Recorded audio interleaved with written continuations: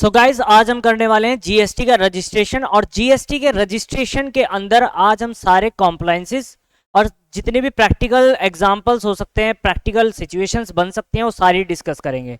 मतलब जीएसटी का रजिस्ट्रेशन हम A to Z आज बात करने वाले हैं। अगर आप लोग चाहते हैं कि आपके पास कोई क्लाइंट आता है जीएसटी का रजिस्ट्रेशन कराने के लिए, तो सीधा उससे ये ना बोल दें कि हाँ हम रजिस्ट्रेशन कर देंगे, हो जाएगा, पैन कार्ड लाओ, आधार कार्ड लाओ, नंबर लाओ, मोबाइल नंबर लाओ, ये लाओ वाला तो हो जाएगा। ये सब बहुत ही नॉमिनल है। देखा होगा आप लोगों ने जगह जगह लिखा होता है जीएसटी रजिस्ट्रेशन कराएं, या पोस्ट वगैरह भी बनती रहती है आजकल, तो ऑनलाइन पे जीएसटी रजिस्ट्रेशन करा लें, जीएसटी रजिस्ट्रेशन करा लें, मात्र 300 रुपए में, मात्र 250 रुपए में, मात्र 500 रुपए में करा लें। तो भाई एक बंदा है जो 500 रुपए ले रहा है रजिस्ट्रेशन के, और एक वहीं पर एक व्यक्ति है जो कि एक प्रोफेशनल है और वो 2000, 2500 या 5000 रुपए भी चार्ज कर रहा है और लोग उसे भी दे रहे हैं। तो डिफरेंस क्या आ रहा है? वो जो डिफरेंस आ रहा है, वो आज डिफरेंस को हम कवर करने वाले हैं आज के टॉपिक में। क्लियर हो रहा है? तो अगर आपको 500 रुपए ही लेने रजिस्ट्रेशन से, तो कुछ नहीं करना, अभी कभी चले जाएं, रजिस्ट्रेशन करना स्टार्ट कर दें। और अगर आपको 5000 रुपए लेने हैं रजिस्ट्रेशन के, तो फिर भाई थोड़ा सा आपको पढ़ करके करना पड़ेगा। बात क्लियर है या नहीं है?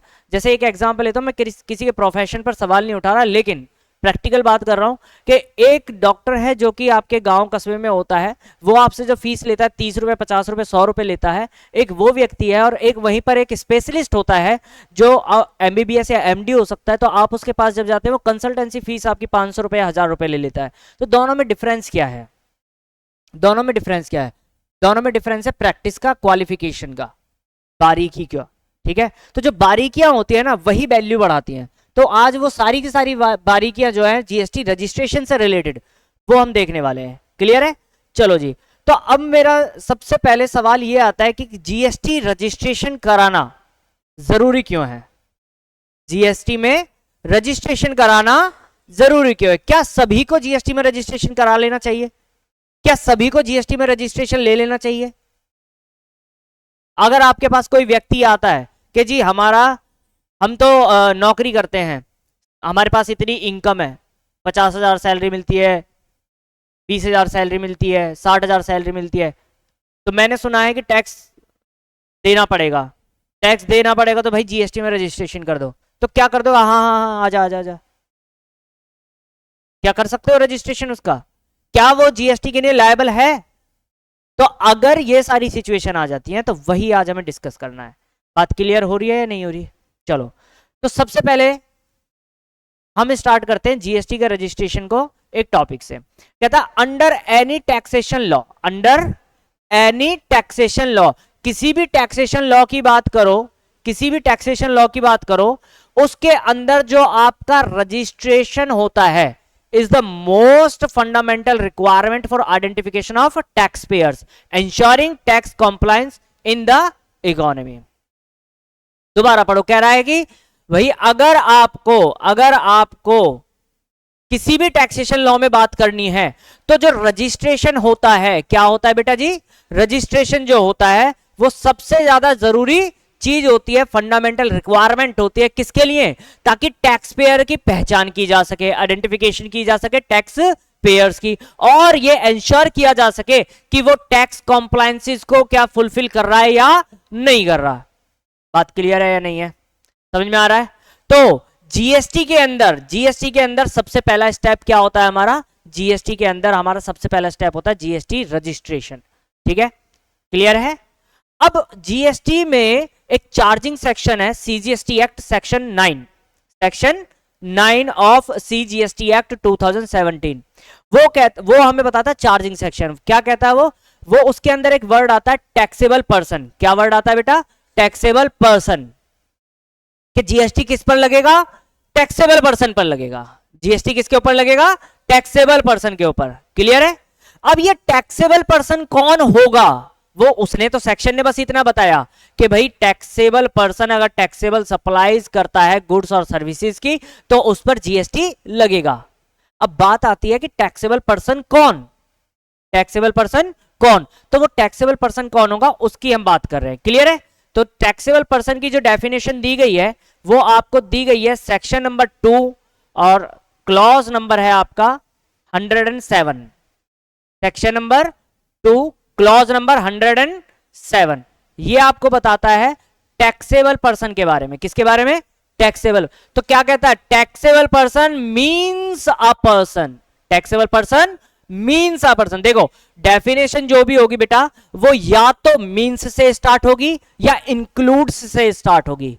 किस किस से स्टार्ट हो सकती है डेफिनेशन? मीन्स या फिर इंक्लूड्स। तो अगर अगर इंक्लूड से स्टार्ट है, किससे स्टार्ट है डेफिनेशन? इंक्लूड से स्टार्ट है, तो इसका मतलब गवर्नमेंट ने उसके अंदर कुछ कुछ चीजों को इंक्लूड करा है, बाद में वो इस दायरे को बढ़ा भी सकती है। ठीक है, बाद में उस दायरे को बढ़ा भी सकती है, उसका दायरा बढ़ाया जा सकता है। लेकिन अगर डेफिनेशन स्टार्ट है मींस से, किससे स्टार्ट है बेटा जी? मींस से, तो उसका सीधा और साफ मतलब यह है कि इसका दायरा इतना ही है, लिमिटेड, रिस्ट्रिक्टेड, फिक्स, पत्थर की लकीर, खत्म। ठीक है, इसके अलावा और कुछ भी नहीं। तो taxable person means a person who is registered, who is, जिसने रजिस्ट्रेशन ले लिया।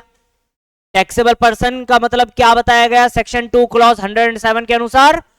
कि टैक्सेबल पर्सन का मतलब वो पर्सन है जिसने रजिस्ट्रेशन ले लिया और लायबल टू बी रजिस्टर्ड, और लायबल टू बी रजिस्टर्ड मतलब क्या?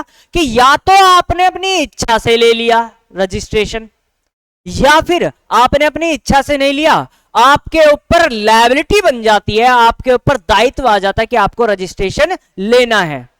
बात क्लियर है या नहीं है? क्लियर है? मतलब क्या कि जीएसटी में टैक्सेबल पर्सन कौन है? तो टैक्सेबल पर्सन के लिए दो क्राइटेरिया बोले। पहला क्राइटेरिया क्या बोला? कि अगर वो पर्सन जो रजिस्टर्ड है, जिसने रजिस्ट्रेशन ले लिया, वो टैक्सेबल पर्सन कहलाएगा कि नहीं कहलाएगा?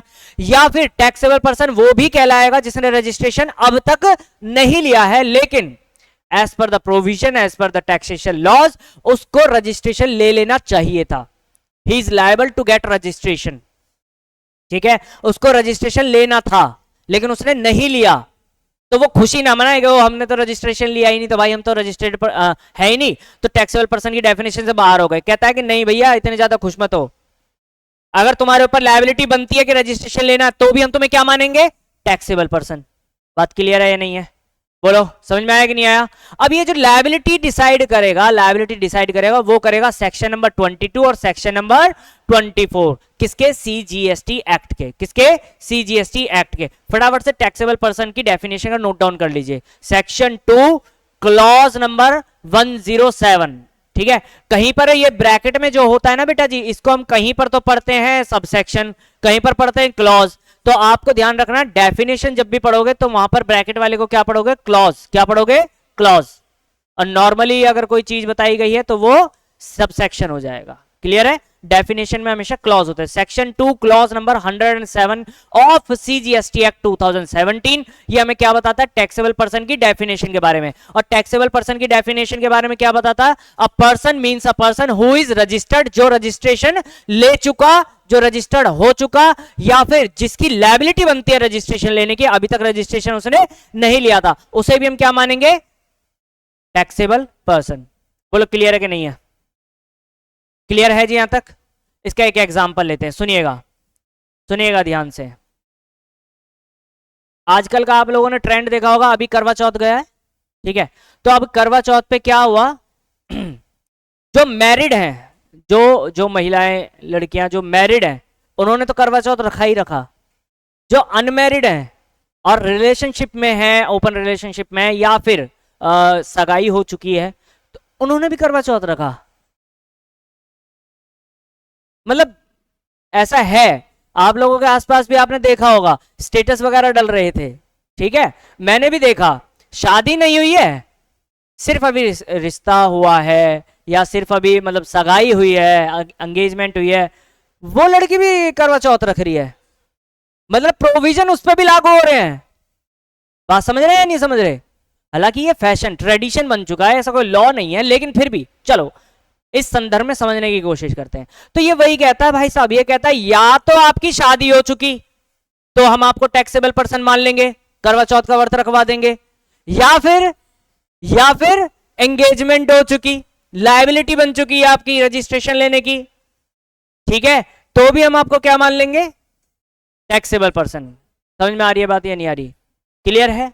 तो इसका मतलब तो ये हुआ ना बेटा जी कि अगर मान लो लेट सपोज यहां पर एक पर्सन है, यहां पर एक पर्सन है, इसका नाम है मिस्टर रामलाल। क्या नाम है जी? मिस्टर रामलाल। ये व्यक्ति जो है इसने रजिस्ट्रेशन ले लिया, ये रजिस्टर्ड है, ये क्या है बेटा जी? ये रजिस्टर्ड है, इसने रजिस्ट्रेशन ले लिया, ठीक है। और एक यहां पर व्यक्ति है, एक यहां पर व्यक्ति है, ये खुश हो रहा है, इसका नाम है मिस्टर नटवरलाल, ठीक है। ये खुश हो रहा है कि भैया मैं तो जीएसटी में रजिस्ट्रेशन लूंगा ही नहीं, चाहे कोई कितना ही जोर लगा ले, बेशक मेरा टर्नओवर ऊपर चला गया, बेशक से मैं उसके कॉम्प्लायंसेस को क्रॉस कर रहा हूं, चाहे कुछ भी कर रहा हूं, लेकिन फिर भी मैं जीएसटी में रजिस्ट्रेशन नहीं लूंगा। ये खुश हो रहा है। तो इन्होंने कहा नहीं नहीं भैया नहीं, जो जीएसटी के प्रोविजंस हैं, जो जीएसटी लॉ है, जो जीएसटी में कॉम्प्लायंसेस हैं, वो मिस्टर रामलाल को भी फॉलो करने पड़ेंगे और मिस्टर नटवरलाल को भी फॉलो करने पड़ेंगे। Are you getting my point? Clear हो रहा है या नहीं हो रहा? समझ में आ रहा है? तो हमें दोनों के लिए पढ़ना है, क्योंकि मार्केट में दोनों लोग हैं, रामलाल भी और नटवरलाल भी है। रामलाल कौन है? यहां पर जब भी मैं रामलाल बोलूंगा तो समझ जाइएगा ऐसा पर्सन जो सीधाई से बिजनेस कर रहा है, पूरी ईमानदारी से, ठीक है। और जब मैं मिस्टर नटवरलाल बोलूंगा तो इसका मतलब क्या है? वो कहीं ना कहीं गड़बड़ करने की ताक में है, ठीक है। तो जीएसटी लॉ में कहा गया कि भैया दोनों के ऊपर हम एक सा मानेंगे और जीएसटी के जो लॉ है, प्रोविजन है, वो सब पर एक से लगेंगे, चाहे आपने रजिस्ट्रेशन ले लिया, चाहे आप लायबल थे रजिस्ट्रेशन लेने के लिए। क्लियर है कि नहीं है? क्लियर है? चले आगे। बहुत बढ़िया, आगे की बात सुने, आगे की बात सुने। अब जो जीएसटी होता है, जो जीएसटी में रजिस्ट्रेशन होता है, वो किसी किसी को ऐसा बताया गया कि भाई आपको लेना ही पड़ेगा, आप चाहो ना चाहो आपको लेना ही पड़ेगा, ठीक है। तो वो आपको दो सेक्शन बताते हैं, एक सेक्शन 22, एक सेक्शन 24, एक सेक्शन 22, एक सेक्शन 24, दोनों को डीपली डिस्कस करने वाले हैं। क्लियर है? चलो एक बार समरी देख लेते हैं कि जीएसटी रजिस्ट्रेशन में हमें क्या क्या पढ़ना है। तो देखो, जीएसटी के रजिस्ट्रेशन के टाइम आपको सेक्शन 20 पढ़ना है, जो कि बताता है आपको पर्सनल लायबल फॉर रजिस्ट्रेशन, मतलब ऐसे पर्सन जिनके ऊपर लायबिलिटी आ जाती है कि रजिस्ट्रेशन उनको लेना पड़ेगा। सेक्शन 23, इसके अंदर हमें एग्जम्पशन मिलती है कि भैया जीएसटी काउंसिल ने कुछ एक लोगों को एग्जम्प्ट किया हुआ है कि उन्हें जीएसटी में रजिस्ट्रेशन नहीं लेना है। इसको अभी डिस्कस करेंगे, इस पर मैं स्टार मार्क कर रहा हूं, इसको पढ़ेंगे अभी, ठीक है। उसके बाद सेक्शन नंबर 24, सेक्शन नंबर 24 बताता है कंपलसरी रजिस्ट्रेशन के बारे में, ठीक है जी। उसके बाद सेक्शन 25 प्रोसीजर फॉर रजिस्ट्रेशन, मतलब अगर आपको रजिस्ट्रेशन लेना है तो क्या क्या प्रोसीजर अपनाना पड़ेगा। सेक्शन 26 डीम्ड रजिस्ट्रेशन, क्या डीम्ड मतलब रजिस्ट्रेशन मान लिया जाएगा कि यही है रजिस्ट्रेशन, ठीक है, मान लिया जाएगा। Section 27 CTP NRTP, CTP NRTP क्या है? कैजुअल टैक्सेबल पर्सन और नॉन रेजिडेंट टैक्सेबल पर्सन, उनके लिए प्रोविजन जो भी लागू है रजिस्ट्रेशन से रिलेटेड सेक्शन 27 में कवर किए गए हैं। सेक्शन 28 अमेंडमेंट ऑफ रजिस्ट्रेशन, अगर आपने रजिस्ट्रेशन करा लिया, आपको रजिस्ट्रेशन मिल गया और आपको बाद में उसमें कुछ चेंज कराना है, अमेंडमेंट करानी है, तो सेक्शन 28 के माध्यम से आप करा सकते हैं। सेक्शन 29 कैंसिलेशन और सस्पेंशन ऑफ रजिस्ट्रेशन, आपको जीएसटी में रजिस्ट्रेशन कैंसिल कराना है या सस्पेंड हो गया है तो वो किस किस हिसाब से हो सकता है, कब कब हो सकता है, वो बात की गई है। सेक्शन 30 ये बताता है revocation of cancellation of registration, मतलब क्या, अगर आपका रजिस्ट्रेशन कैंसिल हो गया तो उसको बाद में दोबारा से रीएक्टिवेट कैसे कराया जाए, रिवोक कैसे कराया जाए। क्लियर है जी यहां तक? चलो बहुत बढ़िया। अब सुनिएगा मेरी बात ध्यान से। सेक्शन नंबर 22 की बात करते हैं हम। किसकी बात करते हैं? Section number 22। सेक्शन नंबर, अच्छा ये जो भी हम पढ़ेंगे सेक्शन 22, 23, 24, 25 जितने भी पढ़ेंगे, तो रजिस्ट्रेशन से रिलेटेड अगर मैं बेटा अगर समरी पूछूं, रजिस्ट्रेशन से रिलेटेड अगर आप रजिस्ट्रेशन की बात करें, registration under GST, GST registration की बात करें तो सेक्शन नंबर 22 से लेकर के हमें कहां तक पढ़ने हैं? सेक्शन नंबर 30 तक। सेक्शन नंबर 22 से लेकर के कहां तक पढ़ने? सेक्शन नंबर 30 तक। बात क्लियर है या नहीं है? अगर जीएसटी में रजिस्ट्रेशन से रिलेटेड कोई भी काम करना है तो बेटा आपको कौन कौन से सेक्शंस को रेफर करना पड़ेगा? सेक्शन 22 से लेकर के सेक्शन 30 तक। पूरा रजिस्ट्रेशन जो है इसी के अंदर सीमित है। इसके इसके अलावा आपको कुछ चीजें और भी फॉलो करनी पड़ेंगी, इसके अलावा कुछ चीजें और भी फॉलो करनी पड़ेंगी, वो क्या है वो मैं बता देता हूं। इसके अलावा आपको जीएसटी में रूल्स जो हैं, रूल्स भी फॉलो करने पड़ेंगे। जीएसटी के अंदर जो रूल्स है वो भी आपको फॉलो करने पड़ेंगे। तो रूल्स कहां हैं जी, वो सुनो ध्यान से। रूल्स आपको बताए गए हैं बेटा जी, रजिस्ट्रेशन से रिलेटेड रूल्स बताए गए हैं, रूल नंबर 8 से लेकर के रूल नंबर 26 तक ऑफ सीजीएसटी रूल्स। मतलब क्या, रजिस्ट्रेशन अगर आपको करना है, रजिस्ट्रेशन में बदलाव करना है, रजिस्ट्रेशन कैंसिल कराना है, रजिस्ट्रेशन के अंदर आपको रिवोक कराना है, मतलब रजिस्ट्रेशन से रिलेटेड, जीएसटी रजिस्ट्रेशन से रिलेटेड कोई भी आपको काम करना है तो आपको सेक्शन फॉलो करना है, सेक्शन 22 से लेकर के सेक्शन 30 तक, और रूल नंबर 8 से लेकर के रूल नंबर 26 तक। ठीक है, क्लियर है या नहीं है? ओके, अब सुनिए section number 22। Section number 22, section number 22 जो है ये आपको कई चीजें बताएगा। सेक्शन नंबर 22 में कई चीजें बताएगा। चलो सेक्शन नंबर 22 को मैं इसको पढ़ाने के बजाय एक डायग्राम से मैं आपको इसको क्लियर कर देता हूं। वो डायग्राम मेरे साथ साथ बनाइएगा, ठीक है? या जीएसटी रजिस्ट्रेशन को चेक करना है तो पहले जाओ सेक्शन 22 को चेक करो। क्या चेक करो? सेक्शन 22 को। अब सेक्शन 22 क्या कहता है वो देखना। सेक्शन 22 क्या कहता है? सेक्शन 22 हमें दो बातें बताता है। सेक्शन 22 हमें कितनी बातें बताता है बेटा जी? दो बातें बताता है। कहता है कि पहले आप चेक करो कि आप डील किस में कर रहे हैं, आप डील किस में कर रहे हैं। अच्छा, जीएसटी रजिस्ट्रेशन हम बिजनेस के लिए पढ़ रहे हैं, प्रोफेशन के लिए पढ़ रहे हैं, ठीक है? सिर्फ इनकम के लिए नहीं, मतलब अगर कोई सैलरीड पर्सन है तो उसके लिए जीएसटी रजिस्ट्रेशन की बात नहीं हो रही। जीएसटी रजिस्ट्रेशन किसकी बात हो रही है? बिजनेस या प्रोफेशन के लिए। तो आपका बिजनेस है या प्रोफेशन है या सर्विस प्रोवाइडर है तो आप पर जीएसटी के कॉम्प्लिकेशंस लागू होंगे, ठीक है? कॉम्प्लायंसेस लागू होंगे। अब ये सेक्शन 22 कहता है सबसे पहले कि या तो आप एक्सक्लूसिवली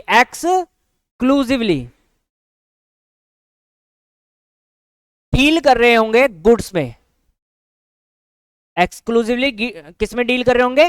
गुड्स में, सिर्फ और सिर्फ गुड्स के अंदर, ठीक है? लेकिन इसके अंदर except notified goods, except notified goods. मतलब क्या है एक्सेप्ट नोटिफाइड गुड्स का? कि भाई नोटिफाइड गुड्स नहीं होने चाहिए। आप डील कर रहे हैं एक्सक्लूसिवली गुड्स के अंदर, सिर्फ और सिर्फ आप गुड्स का ही व्यापार करते हैं, ठीक है? गुड्स के साथ आप सर्विसेज नहीं देते और ना ही सिंपल सर्विसेज देते, ठीक है? सिर्फ और सिर्फ आप किसका व्यापार कर रहे हैं? गुड्स का। और वो भी कौन सा गुड्स का कर रहे हो? नॉर्मल गुड्स का, नोटिफाइड गुड्स का नहीं कर रहे। नोटिफाइड गुड्स क्या होते हैं अभी आगे भी पढ़ेंगे, फिलहाल मैं बता देता हूं। जैसे टोबैको प्रोडक्ट्स होते हैं, पान मसाला होता है, विमल, बोलो जुबा केसरी, वो सब नहीं है, ठीक है? आइसक्रीम वो नहीं है, ठीक है ना? तो अगर आप इनमें डील कर रहे हैं तो सेक्शन 22 आप पर एप्लीकेबल नहीं होगा, ठीक है? फिर कुछ और एप्लीकेबल हो जाएगा, मतलब इस कैटेगरी में नहीं आएगा जो अभी हमने डायग्राम बनाया है, इसमें नहीं आएगा, दूसरी में चला जाएगा, ठीक है? तो अगर आप एक्सक्लूसिवली गुड्स में डील कर रहे हैं लेकिन एक्सेप्ट नोटिफाइड गुड्स डील कर रहे हैं तो आपको देखना है। दूसरा बेटा जी आपको देखना है अदर केस। अदर में क्या हो सकता है? गुड्स और सर्विसेज भी आप कर सकते हो, गुड्स प्लस सर्विसेज में कर सकते हो या फिर सर्विसेज में डील कर सकते हो। या तो आप गुड्स प्लस सर्विसेज में डील कर रहे होंगे या फिर सर्विसेज में डील कर रहे होंगे। क्लियर है कि नहीं है? क्लियर है? अच्छा, अगर आप बेटा एक्सक्लूसिवली गुड्स में डील कर रहे हैं, किस में डील कर रहे हैं? एक्सक्लूसिवली गुड्स के अंदर डील कर रहे हैं तो इसके अंदर आप देखेंगे तीन कैटेगरी। कितनी कैटेगरी देखेंगे? तीन कैटेगरी देखेंगे, ठीक है? अगर आप एक्सक्लूसिवली गुड्स में डील कर रहे हैं तो आपको देखनी है तीन कैटेगरी। आपको एक चीज तो यह समझनी होगी कि GST section 22 of CGST act 2017 ये आपको बताता है टर्नओवर के क्रॉस होने के बारे में। कि अगर आपका टर्नओवर क्रॉस हो गया, टर्नओवर लिमिट क्रॉस हो गई तो आप पर लायबिलिटी बन जाएगी जीएसटी रजिस्ट्रेशन लेने की। मतलब क्या कि अगर कोई टर्नओवर के हिसाब से रजिस्ट्रेशन ले रहा है या लेना चाहता है तो आपको कौन सा सेक्शन देखना पड़ेगा बेटा? सेक्शन नंबर 22, ठीक है? क्लियर है? आपके पास एक पर्सन आता है, क्लाइंट आता है कि भाई हमें जीएसटी में रजिस्ट्रेशन लेना है, तो सबसे पहला सवाल क्या पूछेगा भैया, आपका ना टर्नओवर बता दो, क्या क्या गुड्स में डील करते हो, क्या बिजनेस है आपका, ये भी पूछोगे साथ साथ, ठीक है। नोटिफाइड गुड्स में ना होना चाहिए, ठीक है ना। तो टर्नओवर की लिमिट जो चेक करनी है आपको, कि अगर इस टर्नओवर से ज्यादा आपका टर्नओवर है, अगर इस टर्नओवर लिमिट से ज्यादा टर्नओवर है, तो it is compulsory to get registered under GST. अगर टर्नओवर आपका क्रॉस कर गया एक सर्टेन लिमिट से, प्रिस्क्राइब लिमिट से, तो बेटा जी आपको जीएसटी में रजिस्ट्रेशन लेना अनिवार्य हो जाएगा। बात क्लियर है या नहीं है? चलो, अब पहली कैटेगरी क्या है, एक्सक्लूसिवली गुड्स में डील करते हैं। किस में डील करते हैं आप? एक्सक्लूसिव गुड्स में, और एक्सेप्ट नोटिफाइड गुड्स, मतलब नोटिफाइड गुड्स वो नहीं होना चाहिए उसके अलावा। तो इसके अंदर आपको कैटेगरी बनानी है। हर स्टेट के लिए ना टर्नओवर लिमिट डिसाइड की गई है, हर स्टेट के लिए टर्नओवर लिमिट डिसाइड की गई है, हर स्टेट के लिए, यूनियन टेरिटरी के लिए, ठीक है। हर यूनियन टेरिटरी स्टेट्स के लिए अलग अलग टर्नओवर की लिमिट डिसाइडेड है। वो ऐसा क्यों है वो अभी बात करेंगे। सबसे पहले आप इसमें एक कैटेगरी बनाएंगे MMTN। MMTN क्या है? Make my trip to Nagaland, make my trip to Nagaland, make my trip to Nagaland से इसको याद रखिएगा। इसके अंदर जो लिमिट है बेटा जी, वो लिमिट है आपकी 10 लाख रुपए की। कितने की है? यानी आपका जो टर्नओवर की लिमिट है वो कितनी दी गई है MMTN में? 10 लाख रुपए की। क्लियर है या नहीं है? ठीक है। इसके बाद अगली जो कैटेगरी है उसको हम नाम देंगे ए स्टंप। क्या नाम देंगे? ए स्टंप, ए स्टंप, ठीक है। इसके अंदर जो लिमिट दी गई है वो दी गई है जी आपको 20 लाख रुपए की। कितनी दी गई है बच्चा? और बाकी के जो अदर्स हैं, अदर स्टेट, उसके अंदर लिमिट दी गई है 40 लाख रुपए की। ठीक है, क्लियर है या नहीं है? अभी देखते हैं इसको क्या है, क्या चीज है, समझेंगे इसको, ठीक है। उसके बाद जो दूसरा केस है अदर, यानी या तो आप गुड्स और सर्विसेज दोनों को मिलाकर के सप्लाई कर रहे हैं या फिर सर्विसेज में डील कर रहे हैं, तो वहां पर जो लिमिट दी गई है वो सिर्फ दो कैटेगरी में डिवाइडेड है। एक तो डिवाइडेड है MMTN, MMTN मतलब क्या? Make my trip to Nagaland, और एक अदर। तो make my trip to Nagaland में लिमिट है 10 लाख रुपए की, और अदर्स में लिमिट है 20 लाख रुपए की। बोलो क्लियर है या नहीं है? क्लियर है जी। चलो इसको एक बार बात कर लेते हैं, ये है क्या। अगर बेटा जी आप लोग एक्सक्लूसिवली गुड्स में डील कर रहे हैं एक्सेप्ट नोटिफाइड गुड्स, तो आपको सेक्शन 22 देखना है। सेक्शन 22 के माध्यम से आप क्या देखेंगे कि टर्नओवर की लिमिट क्रॉस हो रही है या नहीं हो रही। तो बेस्ड ऑन टर्नओवर हम यहां पर रजिस्ट्रेशन की बात कर रहे हैं। तो टर्नओवर की लिमिट कैसे देखोगे? Make my trip to Nagaland, make my trip to Nagaland के अंदर 4 स्टेट है। कौन कौन से? मिजोरम, मणिपुर, त्रिपुरा, नागालैंड। मिजोरम, मणिपुर, त्रिपुरा, नागालैंड, इनके इन 4 स्टेट के अंदर कितनी लिमिट होने वाली है? 10 लाख। कितनी होने वाली है? 10 लाख। अगर 10 लाख रुपए से ज्यादा टर्नओवर है इन 4 स्टेट के अंदर किसी भी पर्सन का, तो उसे लायबिलिटी बन जाएगी उसकी कि उसे जीएसटी में रजिस्ट्रेशन लेना है। बात क्लियर है या नहीं है? क्लियर है जी। उसके बाद दूसरा क्या है? ए स्टंप। ए स्टंप क्या है? अरुणाचल प्रदेश, सिक्किम, तेलंगाना, उत्तराखंड, मेघालय, पुडुचेरी। पंजाब नहीं है, पुडुचेरी है, ठीक है। क्लियर है जी। दोबारा अरुणाचल प्रदेश, सिक्किम, तेलंगाना, उत्तराखंड, मेघालय और पुडुचेरी। क्लियर है या नहीं है? इसके ये जो हमारे पास स्टेट है इसके अंदर कितनी लिमिट है जी? 20 लाख। कितनी लिमिट है? इनके अलावा बाकी जितने भी स्टेट बचते हैं उनके अंदर कितनी लिमिट है? 40 लाख। हरियाणा, राजस्थान, उत्तर प्रदेश, कर्नाटक, तमिलनाडु, महाराष्ट्र, इनके अंदर कितनी लिमिट है? 40 लाख की। बात क्लियर है या नहीं है? तो बेटा जी इसका मतलब तो यह हुआ कि हमें नक्शे के हिसाब से चलना पड़ेगा। हमारे पास ऑल ओवर इंडिया कहीं से भी क्लाइंट आ सकता है या नहीं आ सकता। तो हम लोगों को क्या अपनी लिमिट देखनी है? 40 लाख, 40 लाख, 40 लाख। भाई हरियाणा के अंदर 40 लाख तक की लिमिट है। किसके केस में? गुड्स के। अगर आप सिर्फ गुड्स का बिजनेस करते हैं तो हरियाणा के अंदर कितनी लिमिट है? 40 लाख की। कि 40 लाख तक आपको जीएसटी में रजिस्ट्रेशन नहीं लेना, 40 लाख का अगर क्रॉस कर जाएगा आपका टर्नओवर तो आपको मैंडेटरी हो जाएगा जीएसटी में रजिस्ट्रेशन लेना है। लेकिन किसके अंदर है ये? हरियाणा के अंदर। तो क्या यही limit same to same Uttarakhand वाले के लिए भी एप्लीकेबल हो जाएगी क्या? नहीं, उत्तराखंड वाले के लिए कितनी है? 20 लाख, और मिजोरम वाले के लिए 10 लाख। तो सर ऐसा क्यों बनाया गया? कहीं 10 लाख, कहीं 20 लाख, कहीं 40 लाख, ऐसा क्यों बनाया गया?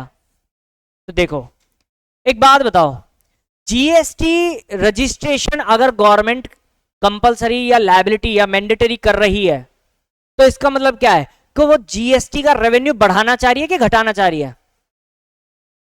बढ़ाना चाह रही है या जीएसटी का रेवेन्यू कम करना चाह रही है? बढ़ाना चाह रही है। ऑब्वियस सी बात है। आपको क्या लगता है कि अगर हम नॉर्मल वे में बात करें तो मिजोरम जो है, मिजोरम के अंदर जो बिजनेस है, जो इंडस्ट्री है, वो कम है, छोटे लेवल की है या बड़ी बड़ी है?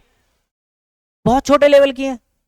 अरुणाचल प्रदेश की बात करें, आप सिक्किम की बात करें, त्रिपुरा की बात करें, उत्तराखंड की बात करें, यहां पर इंडस्ट्री लगाना बहुत टफ काम हो जाता है। पहाड़ी क्षेत्र है ना, और भी बहुत सारे चीजें हैं, क्राइसिस है, जनसंख्या कम है, समझ रहे? एरिया वाइज भी थोड़ा जियोग्राफिकल एरिया वाइज भी छोटे हैं। तो क्या इनके अंदर 40 लाख लिमिट रख दे? हमने 40 लाख लिमिट रख दी। कितनी रख दी बेटा जी? 40 लाख लिमिट रख दी। ये मिजोरम वाले आ गए, मिजोरम वाले जो सीएम साहब थे वो कह रहे हैं बाबू जी आपने 40 लाख तो लिमिट रख दी है कि 40 लाख तक कोई जरूरत नहीं है जीएसटी में रजिस्ट्रेशन। हमारे यहाँ तो मुश्किल से मर मर के 15 लाख का टर्नओवर अचीव कर रहे हैं लोग।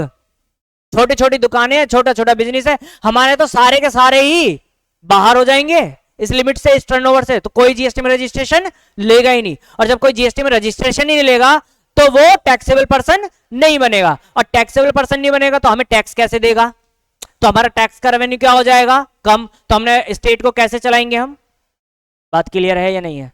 इसीलिए कि भाई ज्यादा से ज्यादा लोग जो हैं वो कवर किए जा सके, ज्यादा से ज्यादा लोग उस दायरे में आ सके, तो इन्होंने क्या करा?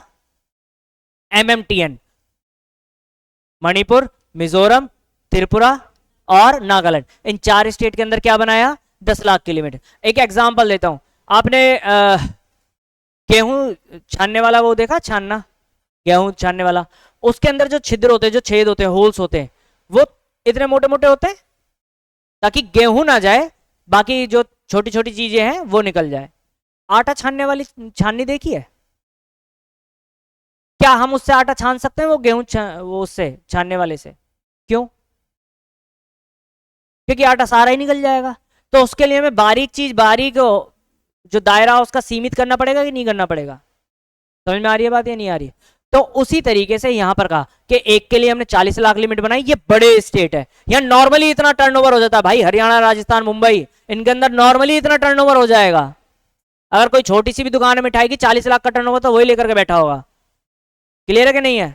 तो इसके दायरे को 40 लाख रखा गया, ठीक है। लेकिन जो छोटी छोटी स्टेट्स हैं, जो छोटे छोटे एरियाज हैं, वहां पर 40 लाख टर्नओवर हम नहीं रख सकते, सारे ही बाहर हो जाएंगे वहां। तो वहां क्या करा गया? छोटा दायरा बनाया गया कि तुम खुश हो जाओ, 10 लाख, 20 लाख। क्लियर है? तो कहां 10 लाख, कहां 20 लाख, कहां 40 लाख? क्लियर हो गया है या नहीं हो गया? क्लियर है? ये किसके केस में पढ़ा है बेटा जी? हमने एक्सक्लूसिवली गुड्स में डील कर रहे हैं, except notified goods. Okay, clear है? तो अब मेरा सवाल ये है, बताना मुझे, यहां पर एक मिस्टर एक्स है। कौन है? मिस्टर एक्स है। और ये मिस्टर एक्स जो है, ये बोलो जीवा केसरी पान मसाला बनाते हैं। क्या बनाते हैं? पान मसाला के मैन्युफैक्चरर हैं। क्लियर है? सिर्फ गुड्स है या नहीं है? क्या सर्विसेज भी दे रहे हैं इसके साथ?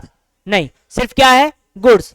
तो क्या इसके, और ये है मान लो लेट सपोज ये हरियाणा के हैं। कहां के हैं बेटा जी? हरियाणा के। तो टर्नओवर की लिमिट 40 लाख होने वाली है या नहीं होने वाली? अरे फिर से यहां देखो, एक्सेप्ट नोटिफाइड गुड्स, इसके लिए चेक ही नहीं करना यार, चेक ही नहीं करना। क्लियर है या नहीं है? समझ में आ गया? तो इस पर सेक्शन 22 का एक्सक्लूसिव गुड्स वाला ऑप्शन एप्लीकेबल नहीं होता। बात समझ में आ गई कि नहीं आई? चलो अब बात करते हैं अदर्स की। अदर्स की क्या है? मतलब वो गुड्स में डील कर रहा है, प्लस में वो सर्विसेज भी दे रहा है, या फिर वो सर्विसेज दे रहा है, उसके अंदर क्या लिमिट होने वाली है?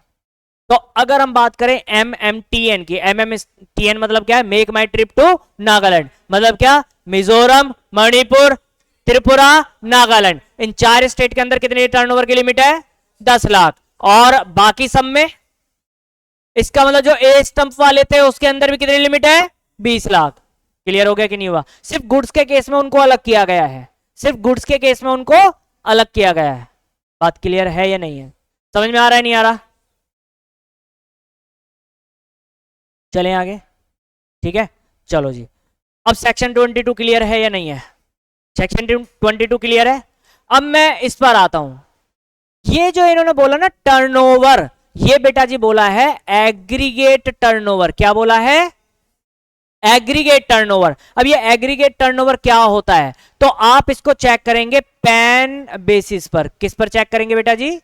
पैन बेसिस पर। मतलब एक स्टेट के अंदर नहीं, ऑल ओवर इंडिया आपका कितना टर्नओवर है, ऑल ओवर इंडिया आपका कितना टर्नओवर है। मतलब एक पर्सन है, वो मुंबई में भी बिजनेस कर रहा है, दिल्ली में भी कर रहा है, मिजोरम में भी कर रहा है, तो कुल मिलाकर के उसका टोटल जो टर्नओवर है वो चेक किया जाएगा, इंडिविजुअली चेक नहीं करना।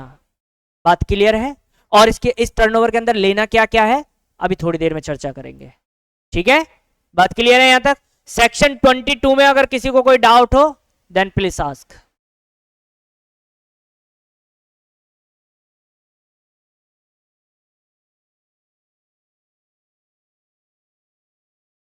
हाँ, ये देखना पड़ेगा ना कि भाई मिजोरम में अगर कर रहा है,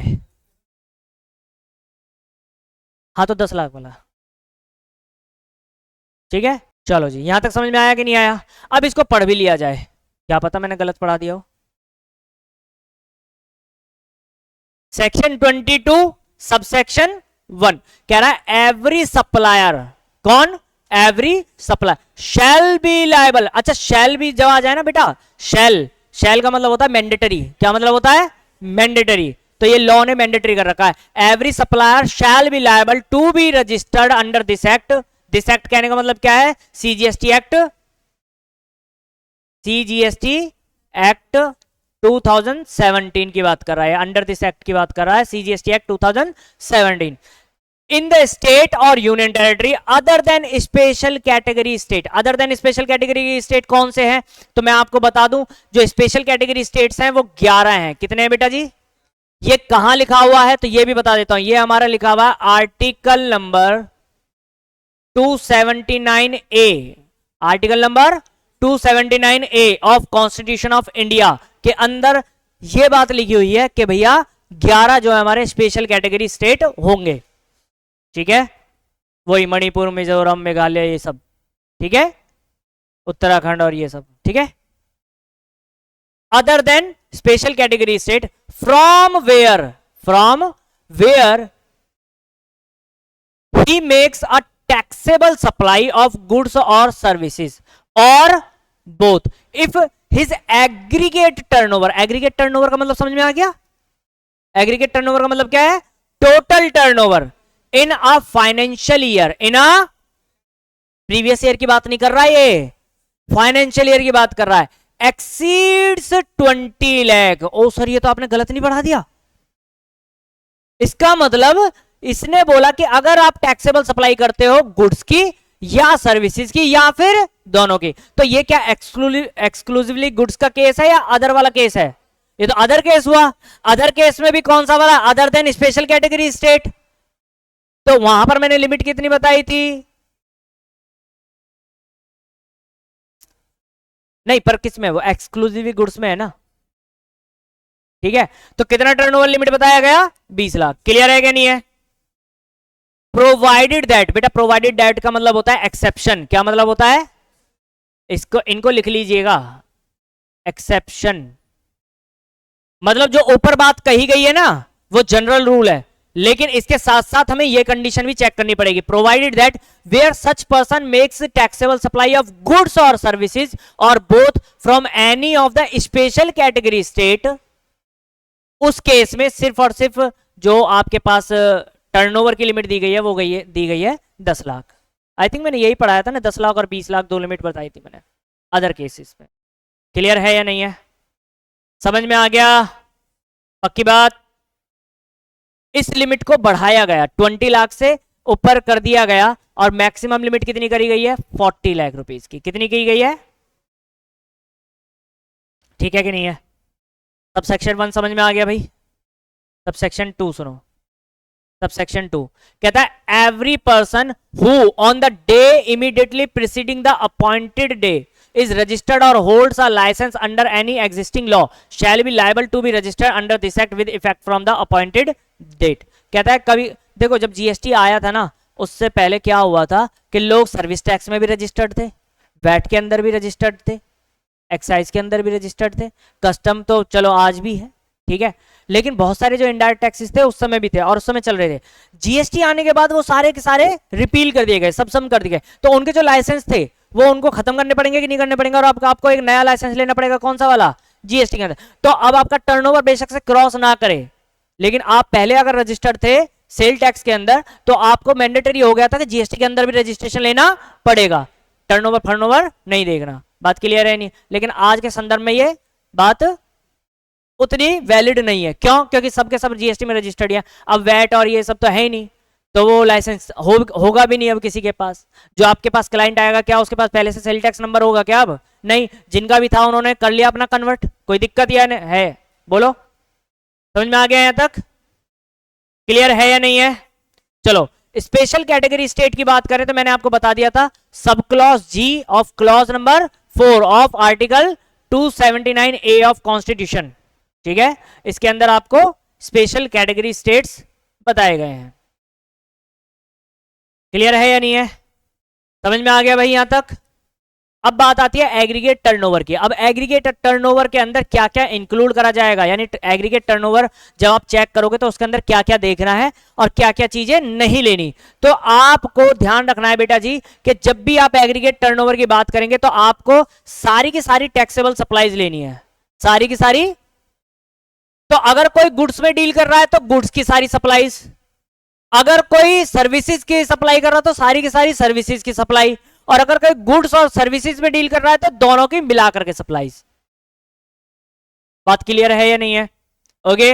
उसके बाद एग्जेम्प्ट सप्लाईज। एग्जेम्प्ट सप्लाई कहने का मतलब क्या है? वो सप्लाई जिनके ऊपर टैक्स नहीं लगता, लेकिन उनका भी आपको लेना है सप्लाईज का, मतलब वो जो आपने सप्लाई करी है उनकी वैल्यू को भी एग्रीगेट टर्नओवर के अंदर कंसीडर किया जाएगा। सिर्फ टैक्सेबल नहीं, एग्जेम्प्ट सप्लाईज को भी कंसीडर किया जाएगा। इसके अलावा एक्सपोर्ट, अगर आप एक्सपोर्ट कर रहे हैं इंडिया से बाहर, अगर आप सामान पहुंचा रहे हैं तो वो वैल्यू भी आपको कंसीडर करनी है while calculating aggregate turnover for the registration purpose.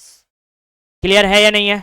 Export को भी हमें कंसीडर करना है। Inter state supplies, inter state supply करने का मतलब क्या? एक स्टेट से दूसरे स्टेट में अगर आप सप्लाई करते हैं तो वहां भी आपको वो सप्लाईज भी आपको कंसीडर करनी है, ठीक है। और ये होंगी बेटा जी पैन बेसिस पर, ऑल इंडिया बेसिस पर होंगी, पैन बेसिस पर, ठीक है। क्लियर है या नहीं है? इनको इंक्लूड करना। एक्सक्लूड क्या नहीं करनी भाई साहब? आपको CGST, SGST, UTGST, IGST, GST compensation cess, ये सब इंक्लूड नहीं करना, क्योंकि ये टैक्सेस हैं। क्या है ये? टैक्सेस हैं, इनको इंक्लूड नहीं करना एग्रीगेट टर्नओवर कैलकुलेट करते वक्त। और क्या इंक्लूड नहीं करना? आपको इनवर्ड सप्लाई भी इंक्लूड नहीं करनी जिन पर रिवर्स चार्ज मैकेनिज्म एप्लीकेबल होता है। आरसीएम, क्या?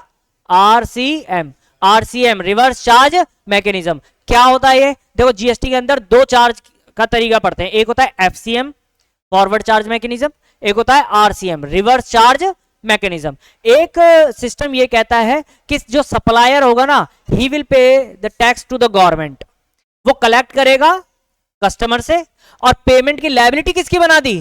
सप्लायर की। लेकिन आरसीएम के अंदर पेमेंट की लायबिलिटी यानी जो टैक्स जमा कराने की लायबिलिटी है वो कस्टमर यानी बायर की बना दी, सप्लायर की नहीं, बायर की। क्लियर है? तो ये उल्टा चल रहा है ना। नॉर्मली हम क्या कह रहे हैं? सप्लायर पे करेगा। इन एक्सेप्शन मतलब कुछ एक स्पेशल केसेस में क्या करें? बायर पे करेगा। ये आरसीएम है। तो अगर किसी चीज पर आरसीएम एप्लीकेबल होता है उस परचेज को भी हमें शामिल नहीं करना। बात क्लियर है या नहीं है? बोलो, समझ में आ गया?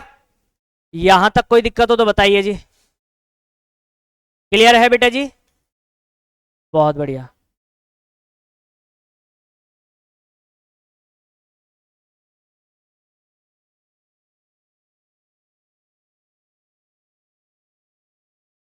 मैंने आपको एक 40 लाख की लिमिट बताई। नॉर्मली एक्ट के अंदर बेटा 20 लाख लिमिट है, 40 लाख कहीं भी नहीं आया, लेकिन ये नोटिफिकेशन के माध्यम से इंसर्ट किया गया था। नोटिफिकेशन नंबर है 10/29, ये 29 मतलब 2019 में ये नोटिफिकेशन आई थी। नोटिफिकेशन नंबर क्या है? 10/2019 में एक नोटिफिकेशन आई 7 मार्च 2019 को। इसने क्या कहा? इसने कहा कि अगर आप एंगेज हैं एक्सक्लूसिवली सप्लाई ऑफ गुड्स में, मतलब आप सिर्फ और सिर्फ क्या कर रहे हैं? गुड्स की सप्लाई कर रहे हैं, और एग्रीगेट टर्नओवर अगर आपका 40 लाख से कम होता है तो आपको जीएसटी में रजिस्ट्रेशन लेने की जरूरत नहीं है। ठीक है कि नहीं है?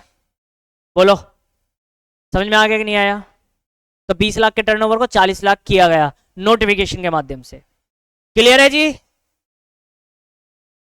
ओके, ये यहां पर आपको एक छोटा सा डेमो दिया गया है कि भैया अगर आप एक्सक्लूसिवली गुड्स की सप्लाई कर रहे हैं तो क्या टर्नओवर है? पुडुचेरी, तेलंगाना, अदर्स, मणिपुर, मिजोरम, नागालैंड, त्रिपुरा, ठीक है, आसाम, हिमाचल प्रदेश, उत्तराखंड, ठीक है। और अगर आप एक्सक्लूसिवली सप्लाई कर रहे हैं सर्विसेज का, या फिर गुड्स और प्लस सर्विसेज का सप्लाई कर रहे हैं, तो क्या टर्नओवर की लिमिट होने वाली है। ये हमने चार्ट के माध्यम से अच्छे से कर लिया था। इसको अगर आप करना चाहें तो कर सकते हैं, आपकी इच्छा है। बाकी ज्यादा बेहतर वो होगा कि जो डायग्राम बनाया उससे ज्यादा अच्छा है। यहां पर ये बताया गया है आपको कि भैया जिसका टर्नओवर हमें 10 लाख की लिमिट तक चेक करना है, वो स्टेट कौन कौन से हैं?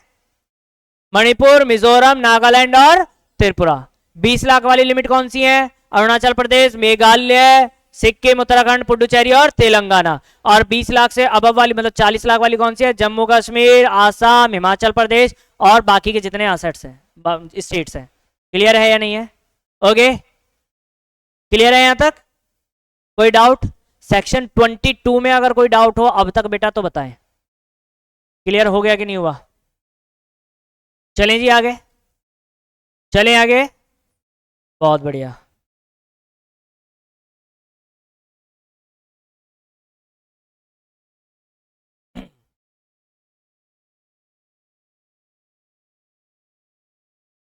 अब आता है सेक्शन नंबर 24।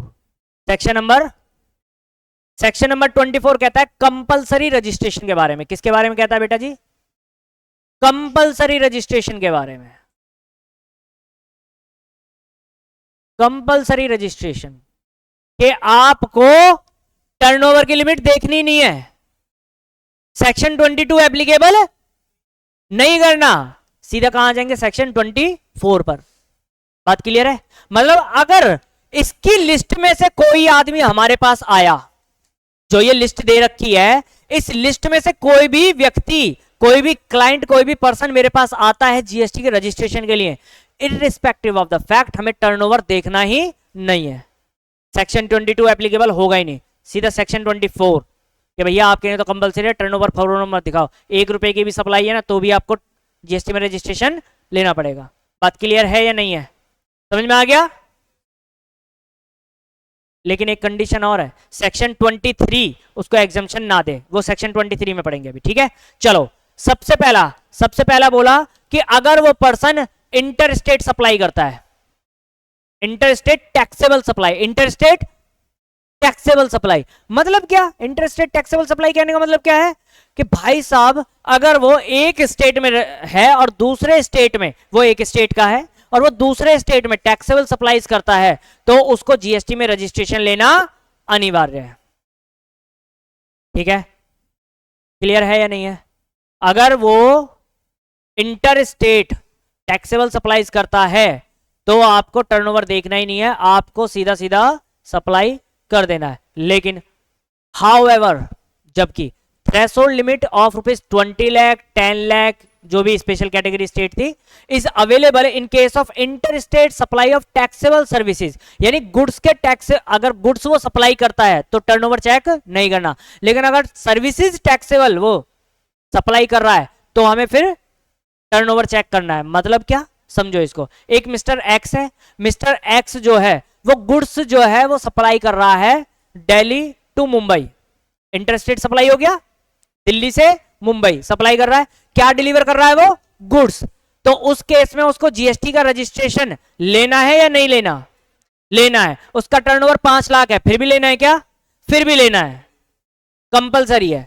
लेकिन अगर मिस्टर वाई है, वो दिल्ली से मुंबई सर्विसेज की सप्लाई करता है, टैक्सेबल सर्विसेज की सप्लाई करता है, मान लो आर्किटेक्ट की सप्लाई दे दी उसने, कंसल्टेंसी दे दी उसने, ठीक है, इंश्योरेंस की सर्विसेज दे दी, तो अगर ये सप्लाई वो दे रहा है तो क्या उसे जीएसटी में रजिस्ट्रेशन लेना है?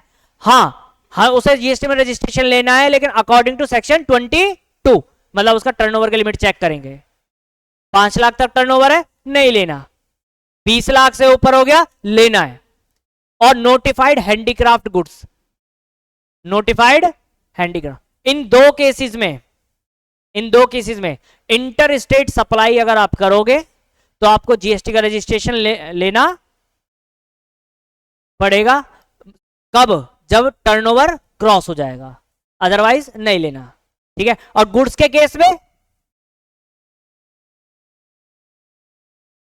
एग्जेम्प्ट सप्लाई अगर आप कर रहे हैं तो नहीं। हाँ, ये ध्यान दिएगा, यहां पर टैक्सेबल सप्लाईज की बात की गई है, अगर एग्जेम्प्ट सप्लाई आप कर रहे हैं तो फिर आपको जीएसटी में रजिस्ट्रेशन लेने की दरकार नहीं है। सीटीपी, कैजुअल टैक्सेबल पर्सन, अगर ये है तो इसको भी जीएसटी में रजिस्ट्रेशन लेना, हालांकि एग्जम्पशन इसको भी दी गई है कि भैया अगर इसके लिए भी जो है ना लिमिट चेक करेंगे 20 लाख 10 लाख वाली, ठीक है। और कौन है? अगर रिवर्स चार्ज मैकेनिज्म एप्लीकेबल होता है, क्या एप्लीकेबल होता है? रिवर्स चार्ज मैकेनिज्म, मतलब क्या? आपकी इनवर्ट सप्लाईज पे आरसीएम एप्लीकेबल होता है तो आपको जीएसटी में रजिस्ट्रेशन लेना अनिवार्य है। NRTP, non resident taxable person, इनको भी जीएसटी में रजिस्ट्रेशन लेना मैंडेटरी है, ठीक है। लेकिन टैक्सेबल सप्लाई करेंगे तब, एग्जेम्प्ट सप्लाई कर रहे हैं तो नहीं लेना। उसके बाद e commerce operator, e commerce, Flipkart, Amazon, इनको भी लेना जरूरी है, ठीक है कि नहीं है। Person who require to deduct tax, TDS काटते हैं सेक्शन 51 से, सेक्शन 51 से टीडीएस काटते हैं तो भैया उन्हें भी जीएसटी में रजिस्ट्रेशन लेने की जरूरत है। आईएसडी, इनपुट सर्विस डिस्ट्रीब्यूटर, उन्हें भी जीएसटी में रजिस्ट्रेशन लेने की जरूरत है। क्लियर है या नहीं है? या फिर जीएसटी काउंसिल किसी को नोटिफाई कर दे, जीएसटी काउंसिल किसी को नोटिफाई कर दे कि सेक्शन 24 में आपको लेना पड़ेगा तो लेना पड़ेगा, ठीक है। क्लियर है या नहीं है? अब आता है सेक्शन 23। सेक्शन 23 में बेटा जी आपको बताया गया person not liable for registration, के सेक्शन 22 कह रहा है लो, सेक्शन 24 कह रहा है लो, सेक्शन 23 ने आकर के बीच में कह दिया कि नहीं लेना तो नहीं लेना। बात समझ में आई या नहीं आई? मतलब सेक्शन 22 क्या कह रहा है? जीएसटी में रजिस्ट्रेशन लो। सेक्शन 24 भी क्या कह रहा है? जीएसटी में रजिस्ट्रेशन लो। लेकिन बीच में कौन आ गया? सेक्शन 23, उसने कहा नहीं लेना तो फिर नहीं लेना। यानी सेक्शन 23 ओवरकम करेगा सेक्शन 22 और सेक्शन 24 को। ज्यादा पावरफुल कौन? सेक्शन 23। बात समझ में आई या नहीं आई? ठीक है। तो अगर गवर्नमेंट को किसी को एग्जेम्पशन देनी हो जीएसटी रजिस्ट्रेशन से तो किसके माध्यम से देगी? सेक्शन 23 के माध्यम। बात क्लियर है या नहीं है? समझ में आ गया? इसके अंदर एक लिस्ट है तो आप वो उसको ध्यान से पढ़ लीजिएगा, बाद में रिवीजन के टाइम मैं कुछ कुछ पॉइंट डिस्कस कर देता हूं। मान लो ऐसा हुआ कि कोई पर्सन ऐसी सप्लाईज कर रहा है जिसके ऊपर टैक्स ही नहीं है, जीएसटी लगता ही नहीं, जीएसटी, और वो सप्लाई कर रहा है, तो क्या उसे जीएसटी के अंदर रजिस्ट्रेशन लेने की जरूरत है? सेक्शन 23 ने कहा तू मत ले, तू कहा करेगा लेकर के, छोड़। ठीक है। जैसे कि कोई पेट्रोल सप्लाई कर रहा है, क्या सप्लाई कर रहा है? टर्नओवर कितना भी हो, लेकिन देने की दरकार सेक्शन 22 एप्लीकेबल करोगे क्या उस पर? सेक्शन 24। समझ में आ रहा है कि नहीं आ रहा? तो वहां पर सेक्शन 23 एप्लीकेबल हो जाएगा। पेट्रोल के केस में भैया पेट्रोल क्या है? नॉट लायबल टू टैक्स है अंडर जीएसटी, उस पर जीएसटी नहीं लगता, तो फिर आपको जीएसटी में भी रजिस्ट्रेशन नहीं लेना। बात समझ में आई या नहीं आई?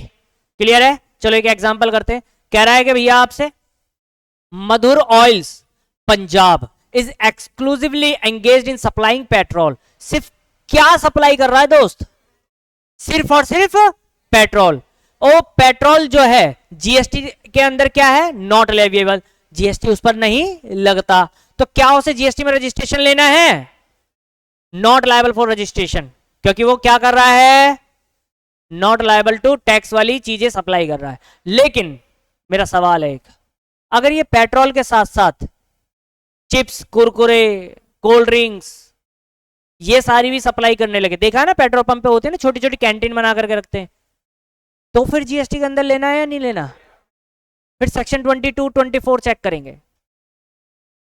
बात समझ में आ रही है नहीं आ रही है? क्लियर है? क्या भी उस पार्ट के लिए लेना पड़ेगा या पूरे के लिए लेना पड़ेगा?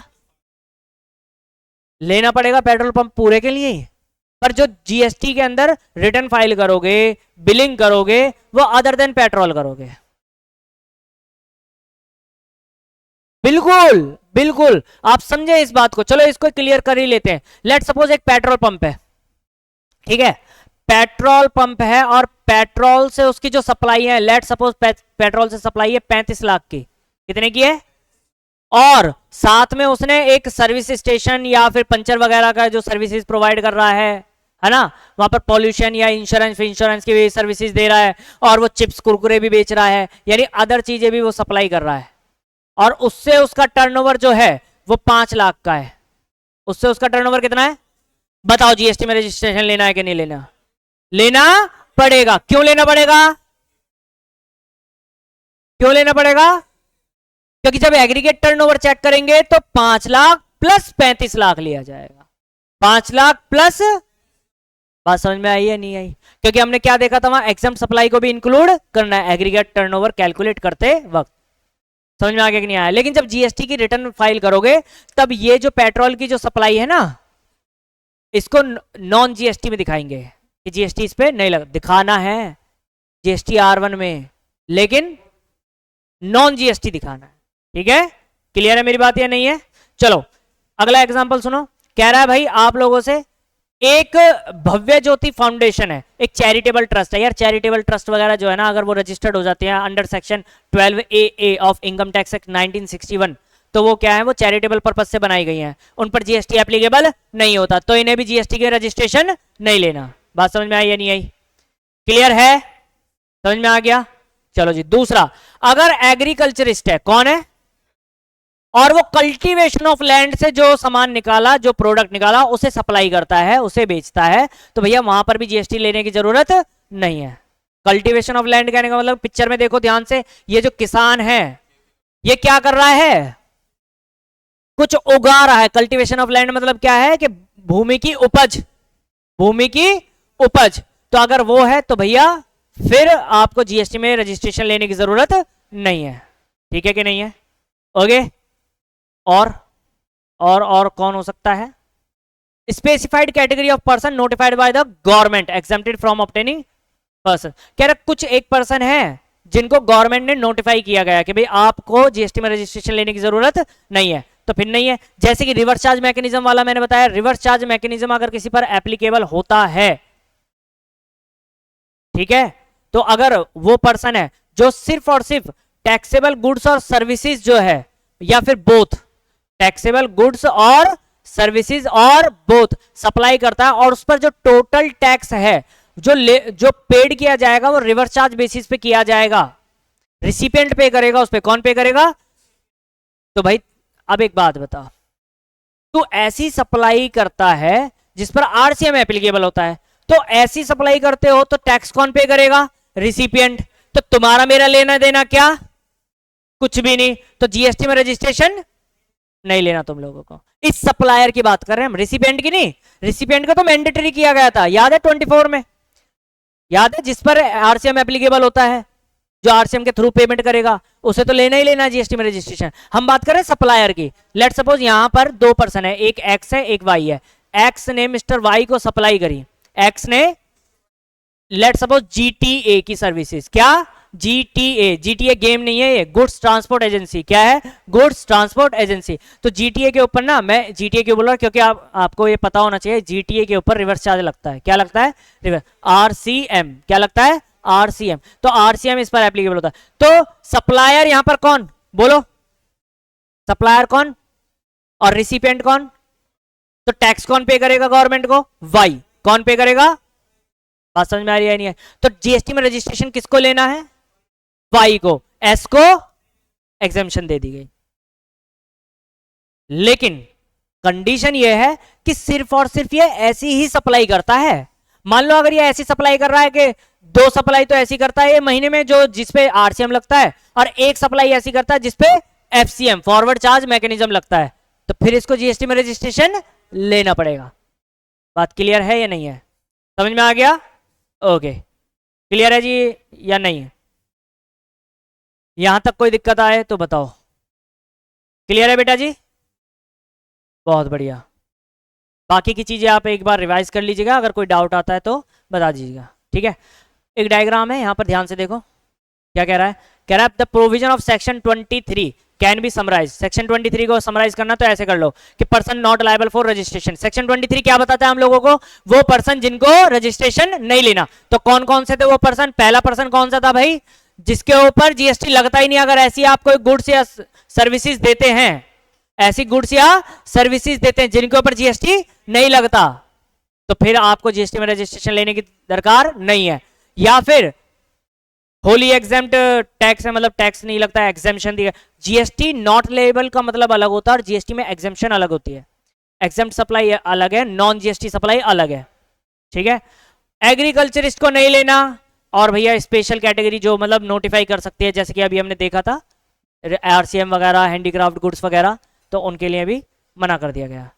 यहां तक समझ में आ गया या नहीं आया? क्लियर है बेटा जी? क्लियर है या नहीं है? उसके बाद आता है सेक्शन 25। सेक्शन 25, सेक्शन 25 आपको क्या बताता है? Procedure for registration. Procedure for, अच्छा, जीएसटी के अंदर रजिस्ट्रेशन का प्रोसेस क्या है, ठीक है? चलो इसको मैं आप लोगों को होमवर्क छोड़ देता हूं इसके लिए। ये आप पूरा का पूरा पढ़ेंगे, ठीक है? और सब चीजों को एक बार रिवाइज करेंगे। मैं आपको प्रैक्टिकल लेकर के चलता हूं, मैं आपको प्रैक्टिकल लेकर के चलता हूं ऑन जीएसटी पोर्टल। कहां लेकर के चलते हैं जी? GST portal. चलो जी, यहां पर सर्च करेंगे www.gst.gov.in। इस तरीके से आपका पोर्टल ओपन हो जाएगा, ठीक है? यहां पर अगर आपको जीएसटी के अंदर रजिस्ट्रेशन करना है तो आप पहली बार ही करेंगे, ऑब्वियस सी बात है। लॉगिन तो कर नहीं सकते, क्योंकि लॉगिन होने के लिए आपके पास आईडी पासवर्ड होना चाहिए, और वो कब जनरेट होता है? जब रजिस्टर्ड हो जाते। तो हम जाएंगे सबसे पहले, आप यहां पर देखें, आपको यहां पर सर्विसेज का टैब दिखाई दे रहा है, सर्विसेज में जाएंगे, ठीक है? और यहां पर रजिस्ट्रेशन का एक टैब है, देखो रजिस्ट्रेशन है। सर्विसेज के अंदर कहां पर जाएंगे? रजिस्ट्रेशन। रजिस्ट्रेशन के अंदर 3 ऑप्शन है, न्यू रजिस्ट्रेशन है, एप्लीकेशन फॉर फाइलिंग क्लैरिफिकेशन है, ट्रैक एप्लीकेशन स्टेटस। इनका क्या मतलब है? देखो न्यू रजिस्ट्रेशन तो समझ में आ ही गया होगा आप लोगों को, कि अगर किसी को नया रजिस्ट्रेशन लेना तो इस वाले टैब पे क्लिक करेंगे, हम क्लिक करेंगे इस वाले पोर्शन पे। कई बार क्या होता है, हम जीएसटी के अंदर रजिस्ट्रेशन कर रहे हैं, इन प्रोसेस है, और प्रॉपर ऑफिसर ने उस पर हमें कोई क्लैरिफिकेशन फाइल करने के लिए कुछ बात बोल दी कि भाई आपका एड्रेस प्रॉपर नहीं है, आपने जो डॉक्यूमेंट्स लगाए हैं हम उनसे सेटिस्फाई नहीं है, आपकी फोटो ब्लर आ रही है, बैकग्राउंड में बच्चे नाच डांस कर रहे हैं, तो थोड़ा सा प्रॉपर वे में भेजें।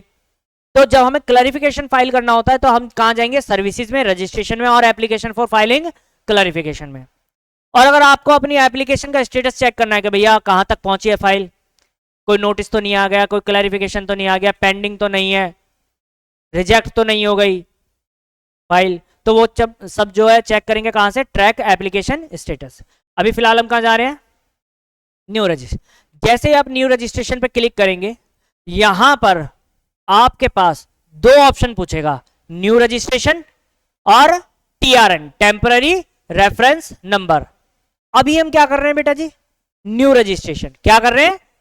तो न्यू रजिस्ट्रेशन में आपसे पहले सबसे पहले क्या पूछ रहा है? ध्यान से देखो, यहां पर आपसे क्या पूछता है न्यू रजिस्ट्रेशन में? आई एम आ, आप कौन है? तो इस लिस्ट को एक बार ओपन करके देखें, यहां पर आपसे पूछता है कि भाई क्या आप टैक्स पेयर हो, क्या आप टैक्स डिडक्टर हो, क्या टैक्स कलेक्टर हो, ई कॉमर्स ऑपरेटर, क्या आप जीएसटी प्रैक्टिशनर हो, क्या आप एनआरटीपी हो, क्या आप यूएनओ यूनाइटेड नेशन बॉडी हो, या आप कंसुलेट हो या एम्बेसी वगैरह फॉरेन एम्बेसी हो, या कोई अदर नोटिफाइड पर्सन हो, या फिर non resident online service provider हो। तो जो भी आपकी कैटेगरी है वो आप यहां पर सिलेक्ट कर सकते हैं। फिलहाल अभी हमारी कैटेगरी क्या है, टैक्स पेयर, तो टैक्स पेयर क्लिक करेंगे, कर दिया जी। उसके बाद आपसे पूछता है आप स्टेट और यूनियन टेरिटरी अपनी सिलेक्ट करें, तो जो भी आपकी स्टेट और यूनियन टेरिटरी है वो यहां पर आप सिलेक्ट कर लेंगे। क्लियर है?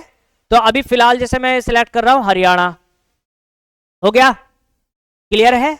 इसके बाद क्या पूछता है, डिस्ट्रिक्ट, तो डिस्ट्रिक्ट में हमारा क्या आ जाएगा, फिलहाल फरीदाबाद आ गया। आप अपने अकॉर्डिंग जो भी क्लाइंट का डेटा हो उसके हिसाब से आप फाइल करेंगे। इसके बाद आपसे पूछता है जी legal name of the business, legal name of the, मेरी बात सुनिएगा ध्यान से यहां पर बेटा जी, यहां पर पर्सन जो है कई तरीके के हो सकते हैं जिसका आप जीएसटी में रजिस्ट्रेशन कर रहे हैं। इंडिविजुअल भी हो सकता है, प्रोपराइटरशिप, पार्टनरशिप फॉर्म भी हो सकती है, कंपनी भी हो सकती है, ट्रस्ट भी हो सकती है, एओपी बीओआई भी हो सकती है। तो जो भी आप पर्सन की कैटेगरी में उसको देखें उसके हिसाब से पैन कार्ड डालना पड़ेगा, उसी के हिसाब से नाम डालना पड़ेगा। फॉर एग्जाम्पल अगर हम यहां रजिस्ट्रेशन कर रहे हैं जीएसटी का पार्टनरशिप फर्म का, तो पार्टनर का पैन कार्ड नहीं डालना है, यहां पर हमें क्या डालना है, फिर पार्टनरशिप फर्म का पैन कार्ड डालना है। ठीक है, फर्म का पैन कार्ड बनेगा और उस फर्म के पैन कार्ड पे जो नाम होगा वो डलेगा लीगल नेम ऑफ बिजनेस में। बात क्लियर है? आप इंडिविजुअल यानी प्रोपराइटरशिप का रजिस्ट्रेशन कर रहे हैं तो जो प्रोपराइटर का पैन कार्ड है उसके ऊपर जो नाम है वो डलेगा यहां लीगल नेम ऑफ बिजनेस में। बात समझ में आ रही है या नहीं आ रही है? क्लियर है? तो जो पैन कार्ड पे नाम आपको दिखाई दे रहा है वो यहां पर हमें डालना पड़ेगा। ठीक है जी, क्लियर है? अभी किसका करें बताओ, किसका करें जीएसटी में रजिस्ट्रेशन? आपका हो रखा है, चलो मैं अपना ही देख लेता हूं भाई। अब क्या करें, नाम डाल लेते हैं यहां पर।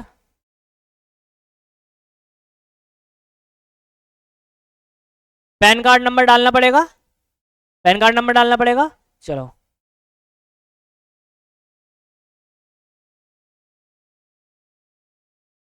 ठीक है जी। फिर यहां पूछेगा क्या, ईमेल आईडी, क्या पूछेगा बच्चे, ईमेल आईडी, तो ईमेल आईडी डालनी पड़ेगी अपने को यहां पर। ठीक है, तो ईमेल आईडी मैं डाल देता हूं, चलो पता नहीं अब मेरे पास आएगा कि नहीं आएगा ओटीपी, फिर भी डाल ही देते हैं, चलो जो भी है ना।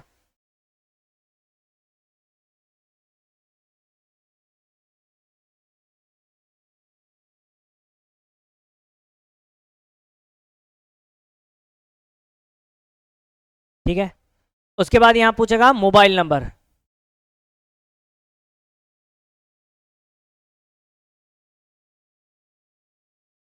उसके बाद यहां पर हमें एक कैप्चा ऐड करना पड़ेगा, दिख रहा है 970886, और इसको प्रोसीड।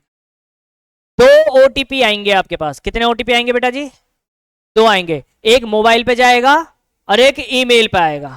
ठीक है, चलो एक बार ईमेल वाला भी चेक कर लिया जी, मोबाइल का तो मेरा आ गया है।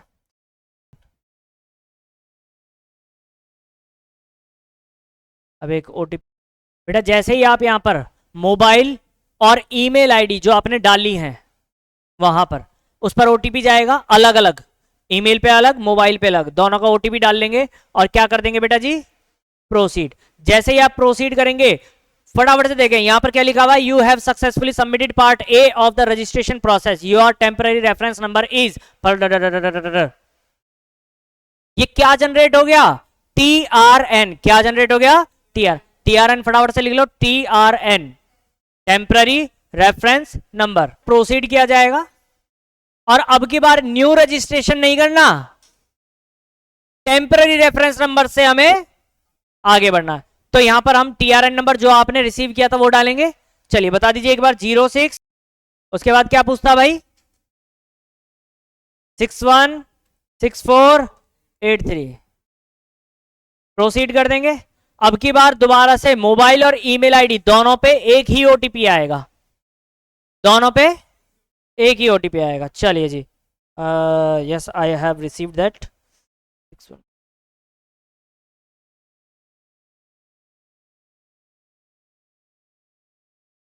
प्रोसीड कर दिया जाएगा। जैसे हम प्रोसीड करेंगे, वाओ सुंदर लग रही है। क्या आया? क्रिएशन डेट आ गई, फॉर्म नंबर लिख लीजिए। जीएसटी रजिस्ट्रेशन में कौन सा फॉर्म भरा जाता है? GST REG 01, GST REG 01।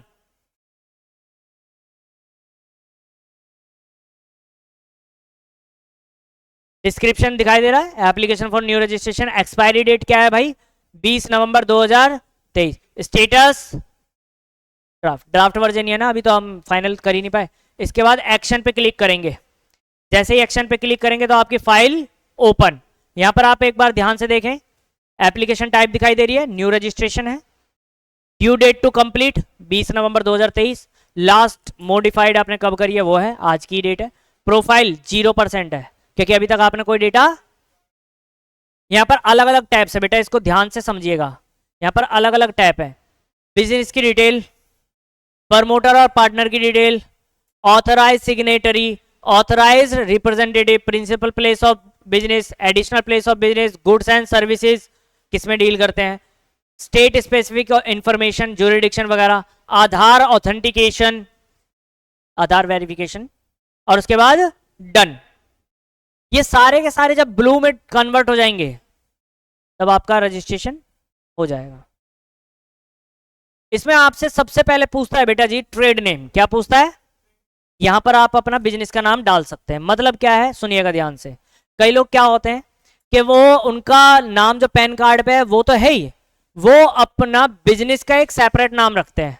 तो वहां लीगल नेम ऑफ बिजनेस में पैन कार्ड में जो नाम था वो डालेंगे और यहां ट्रेड नेम में बिजनेस का नाम डालेंगे। तो बिजनेस का नाम डाल दिया जाएगा यहां पर, ठीक है। फिर उसके बाद क्या है? Constitution of business. ये बहुत इंपॉर्टेंट है। आप किस तरीके के बिजनेस में काम करते हैं? हिंदू अनडिवाइडेड फैमिली है, लोकल अथॉरिटी है, पार्टनरशिप है, प्राइवेट लिमिटेड कंपनी है, पब्लिक लिमिटेड कंपनी है, PSU है, public sector undertaking, AOP BOI है, क्लब है, ट्रस्ट है, प्रोपराइटरशिप है, गवर्नमेंट डिपार्टमेंट है, फॉरेन कंपनी है। जो भी आपका टाइप है वो टाइप करेंगे, ठीक है। फिलहाल हम क्या ले रहे हैं? प्रोपराइटरशिप, ठीक है जी। बात क्लियर है या नहीं है? एडिशनल ट्रेड नेम, एडिशनल कोई और अगर आपको एडवांस में जोड़ना हो कोई नाम तो वो, हालांकि डाला नहीं जाता। डिस्ट्रिक्ट ऑटोमेटिकली ले रहा है, क्यों? वहां पे सिलेक्ट करा था। फिर यहां क्या पूछता है? Are you applying for registration as a casual tax? क्या CTP है आप? तो इसको क्लिक। GST के अंदर दो तरीके के रजिस्ट्रेशन होते हैं, एक रेगुलर, एक कंपोजिशन। एक रेगुलर, एक कम। तो अगर आप कॉम्पोजिशन स्कीम में जाना चाहते हैं तो भाई इस ऑप्शन को ऑन कर दें, अदरवाइज इसको ऑन नहीं करना। बात क्लियर हो रही है नहीं हो रही?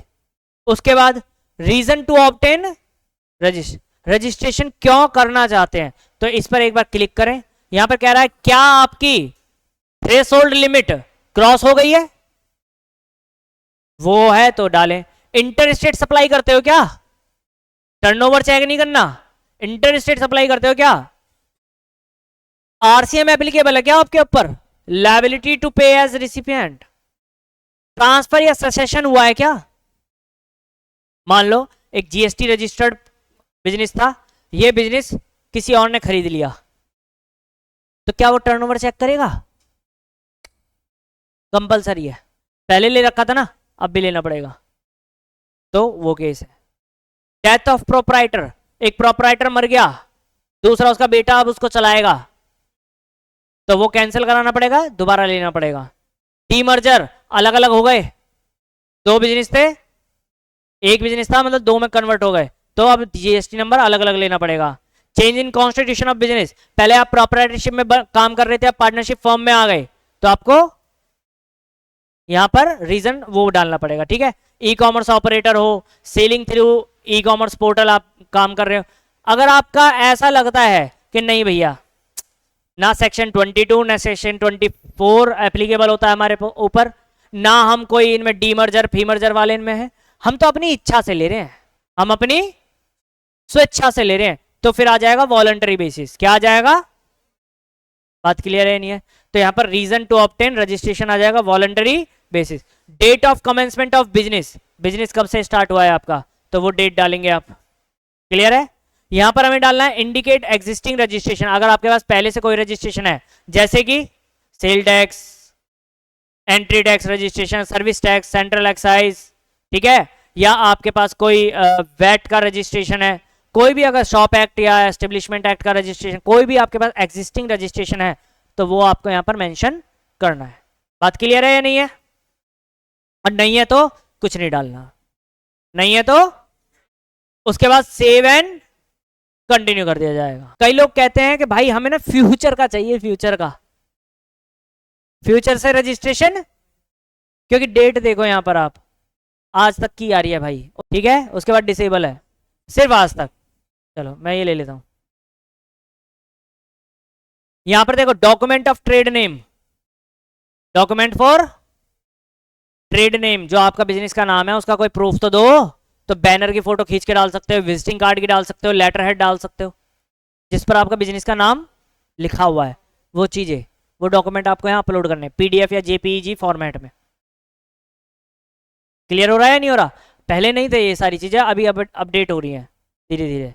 पहले बहुत सारी चीजें नहीं मांगते थे, लेकिन अब मांगते हैं। हाँ फोटो वगैरह, भाई बिजनेस स्टार्ट कर रहे तो आपने कहीं तो स्टार्ट करा होगा, तो विजिटिंग कार्ड हो गया, बैनर है, लेटर हेड है, तो उसकी आपको फोटो लगानी पड़ेगी जिस पर आपका बिजनेस का नाम लिखा हुआ है। क्लियर है या नहीं है? सेव एंड कंटिन्यू करेंगे तो ये टैब क्लिक हो जाएगा, प्रमोटर्स पे पहुंच जाएंगे। तो प्रमोट नेम ऑफ पर्सन कौन है, प्रोपराइटर के केस में तो एक ही होगा ना भाई, पार्टनर है तो पार्टनर के नाम लिखने पड़ेंगे। यहाँ पर पूछता है फर्स्ट नेम क्या है, ये क्या है, वो क्या है, फलाना क्या है, फिर डेजिग्नेशन वगैरह पूछता है, तो यहाँ जाएगा प्रोपराइटरशिप, ठीक है, परमानेंट नंबर। उसके बाद यहाँ एड्रेस पूछता है आपको, ये बहुत इंपॉर्टेंट है, इसको बहुत ध्यान से और बहुत ही सुविधा के साथ भरें, जो आपके पास प्रॉपर एड्रेस है उसके साथ भरना है, ठीक है। फिर उसके बाद फोटोग्राफ अपलोड करने हैं भैया, जो है उसकी छोटी सी फोटो प्यारी सी, ठीक है, वो यहाँ पर अपलोड करेंगे, ठीक है। यहाँ पर टेक पिक्चर का भी ऑप्शन आता है एक, हाँ सीधा फोटो खींचने का ऑप्शन, ठीक है, और या फिर खींच करके रखो। क्लियर है? अब यहाँ देखो ये पर्सन की जो डिटेल है, इस पर्सन को हम ऑथराइज पर्सन अगर बनाना चाहते तो यहाँ यस कर देंगे, ऑथराइज सिग्नेटरी, मतलब सिग्नेचर वगैरह इसी के चलेंगे हर किसी चीज पे, ठीक है, तो इसके ऑथराइज सिग्नेटरी बना दिया जाएगा। उसके बाद सेव एंड कंटिन्यू करा जाएगा। अभी ये लेगा नहीं क्योंकि कह रहा भैया सारी चीजें ब्लैंक है। ऑथराइज सिग्नेटरी वाला जो पोर्शन है उसमें इसका नाम डालना है हमें कि ऑथराइज सिग्नेटरी कौन है, उसका एड्रेस, और भी मतलब जो प्रूफ क्या देंगे ऑथराइज सिग्नेटरी पे, मैनेजिंग कमेटी ने लिख करके दिया है, या फिर आपको एक लेटर बनवाना पड़ेगा, कंसेंट लेटर तहसील से, कि ये पर्सन को हम ऑथराइज कर रहे हैं, हमें इसमें कोई आपत्ति नहीं है, उस पर सिग्नेचर करने पड़ेंगे, ठीक है, एग्रीमेंट, वो यहाँ पर अपलोड करना है, ठीक है, वो अपलोड करना है यहाँ पर, ठीक है। क्लियर है या नहीं है? अच्छा, जो ये लेटर ऑफ ऑथराइजेशन दे रहा है,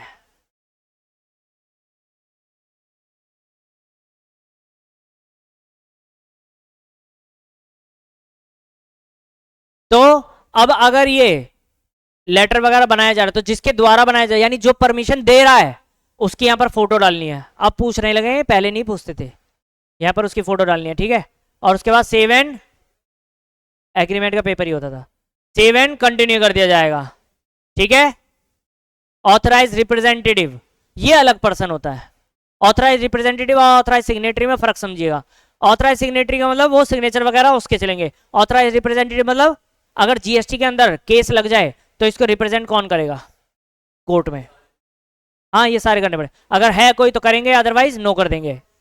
principal place of business, business का एड्रेस, वहां पर किसका डला था, प्रोपराइटर का एड्रेस, यहां पर किसका एड्रेस डलेगा, बिजनेस का एड्रेस। बहुत ही ध्यान से डालना है क्योंकि इसी पे सबसे ज्यादा जो क्लैरिफिकेशन आते हैं इसी पर आते हैं, ठीक है। और दूसरी बात, यहां पर आपको अपना सर्कल वार्ड वगैरह भी छाटना जरूरी है, ठीक है। कमिश्नरेट, डिवीजन, रेंज, ये सब कुछ छाटना पड़ेगा, ठीक है। और यहां पर आपको nature of possession of premises, rent पे है, लीज पे है, अपनी खुद की है, शेयर्ड है, तो ये सारे रीजन बताना पड़ेगा। अगर रेंट पे है तो रेंट एग्रीमेंट और इलेक्ट्रिसिटी बिल, दो चीजें लगानी पड़ेंगी। अगर आपकी खुद की है तो भैया प्रॉपर्टी टैक्स आता होगा, म्युनिसिपल टैक्स आता होगा, उसकी रिसीट लगा दो, रजिस्ट्री के पेपर हैं वो लगा दो, इलेक्ट्रिसिटी बिल लगा दो, ठीक है, वो प्रूफ लगाना पड़ेगा। कई बार ऐसा होता है, एक प्रैक्टिकल सिचुएशन बताता हूँ, ये मेरे सामने बहुत बार आ चुका है जब रजिस्ट्रेशन करते हैं। मैं वही केस बता रहा हूं। कई बार ऐसा होता है कि भैया घर जो है वो पिताजी के नाम पर है, मेरा ही है, पर घर किसके नाम पर है, पिताजी। तो हमें फिर कंसेंट लेटर बनवाना पड़ता है। क्या बनवाना पड़ता है, कंसेंट लेटर। मतलब पिताजी के नाम से एक कंसेंट लेटर बनता है कि भैया मैं अपने इस बेटे को फलाना फलाना, आधार नंबर ये है, इसको, भाई भी ऐसे ही, हाँ, एग्रीमेंट बनता है तहसील से, एग्रीमेंट, हाँ हाँ। तो वो एक एग्रीमेंट बनवाया जाता है, कंसेंट लेटर बनवाया जाता है कि भैया हम फलाने फलाने आदमी को कंसेंट दे रहे हैं कि हमें कोई आपत्ति नहीं है यहां पर बिजनेस करने के लिए इस जगह पे पर्टिकुलर, ठीक है। 100 रुपए आ चुके हैं, ठीक है। तो कंसेंट लेटर जो है हमें वो यहां पर सिलेक्ट करना पड़ेगा, और उस कंसेंट लेटर की फोटोकॉपी, मतलब जो आपका एड्रेस है वो यहां पर आपको ऐड करना पड़ेगा। क्लियर है या नहीं है, समझ में आ रहा है, ठीक है जी, यहां तक समझ में आ रहा है। अब ये बड़ा इंपॉर्टेंट है, इसको समझे।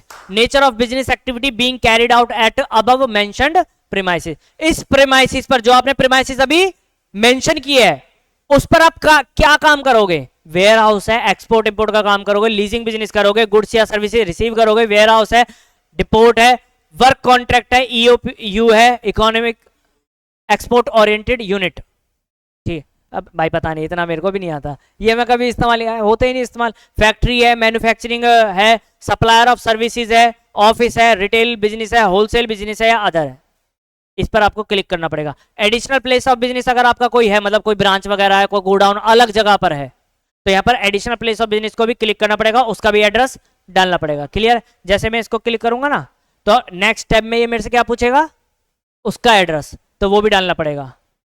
फिर इसके बाद सेव एंड कंटिन्यू कर दिया जाएगा। इसके बाद एडिशनल प्लेस ऑफ बिजनेस दिखाई दे रहा है, ये पूछेगा।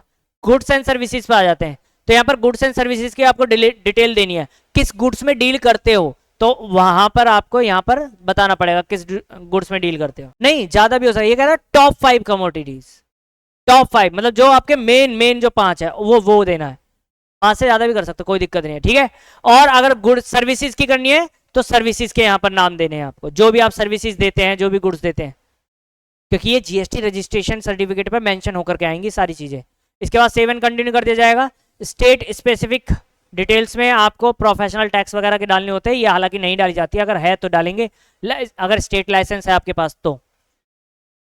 आधार ऑथेंटिकेशन में क्या होता है कि एक लिंक जाता है आपके रजिस्टर्ड ईमेल आईडी पर, उस पर आपको क्लिक करके और अपना ओटीपी वगैरह डाला जाता है आधार पर, आधार को रजिस्टर्ड करने के लिए, और वो वेरिफिकेशन डन हो जाती है। जैसे वेरिफिकेशन डन हो जाती है, सारे के सारे टैब क्या आ जाएंगे ब्रो, और यहाँ पर क्या आएगा 100%, ये अप्लाई हो जाएगा, अप्लाई हो जाएगा। अप्लाई हो गया तो फिर भैया जीएसटी के ऑफिसर की राह देखो कि कब तक आता है, कब तक नहीं आता है। क्लैरिफिकेशन अगर आ जाए तो,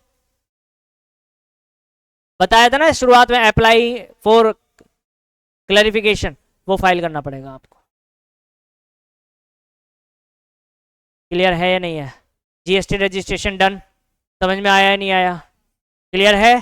प्रोसीजर फॉर रजिस्ट्रेशन देखो भाई, सेक्शन 25 के अनुसार कह रहा है सबसे पहले भैया www.gst.gov.in पर चले जाएं, लिखा हुआ है, गए थे भाई, और उसके बाद अपना फॉर्मेट वगैरह जो भी है, नंबर वगैरह वो अप्लाई कर दें। मेरी एक बात सुनना ध्यान से, यहां पर ये कह रहा है where and by when to apply for registration, कब और कहां कैसे अप्लाई करें भाई। कह रहा है पहले देखो सेक्शन 22-24 के हिसाब से, तो विद इन 30 डेज आपको क्या ले लेना है, रजिस्ट्रेशन। मतलब अगर आपके ऊपर जीएसटी की लायबिलिटी आ गई, अगर आपके ऊपर जीएसटी की, चाहे वो सेक्शन 22 से हो, चाहे फिर वो सेक्शन 24 से हो, तो आपको कितने दिन के अंदर अंदर रजिस्ट्रेशन लेना है? 30 दिन। मतलब 30 दिन कहां से? जिस दिन आपको पता चला कि आपसे क्रॉस हो गया भाई साहब रजिस्ट्रेशन, उस दिन से लेकर के 30 दिन के अंदर अंदर आपको जीएसटी रजिस्ट्रेशन ले लेना है। तो वो डीम्ड रजिस्ट्रेशन के कॉन्सेप्ट में आ जाएंगे जी।